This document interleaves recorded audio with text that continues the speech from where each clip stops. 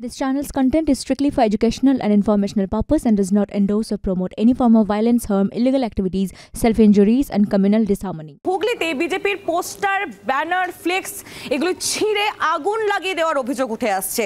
আজকে সকালবেলা পার্টি অফিসের সামনে এগুলি দেখতে পেয়ে খবর দেওয়া হয়েছে থানাতে বিজেপির তরফ থেকে এবং গোটা ঘটনায় অভিযোগের তীর তৃণমূলের দিকে। যদিও গোটা ঘটনায় যে সমস্ত অভিযোগ সেই অভিযোগ অস্বীকার করেছে ঘাসফুল শিবির। আপনাদের জানিয়ে রাখবো এই ঘটনাটি ঘটেছে হুগলির জিরাট বাস স্ট্যান্ড সংলগ্ন হাসপাতাল মোড়ে অবস্থিত বিজেপির পার্টি অফিসে। গত রাতে এই কাজ করা হয় বলে অভিযোগ। আজ সকালে ঘটনা দেখতে পেয়ে বলাগড় থানায় খবর দেয় স্থানীয় বিজেপি নেতৃত্ব।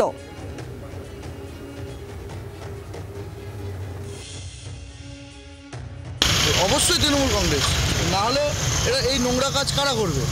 কারণ একটা রাজনৈতিক দল মতবিরোধ থাকতে পারে, নীতি আদর্শের লড়াই থাকতে পারে, কিন্তু তার পার্টি অফিসকে আক্রমণ করা, তার ছেলেদের আক্রমণ করা, এই নোংরা কাজ আর কারা করবে পশ্চিমবঙ্গে শাসক দল ছাড়া?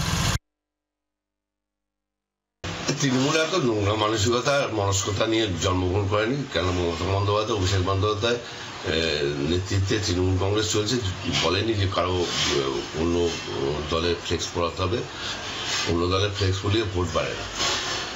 বিজেপির এটা গোষ্ঠী দল, কেন 5 বছর লকেট দেবীকে এলাকায় দেখা যায়নি। বিজেপির মধ্যেই গোষ্ঠী আছে, তারাই তো পোস্টার ফেলেছিল, ভূমি কন্যা চাই, বাইরের লোক চাই না।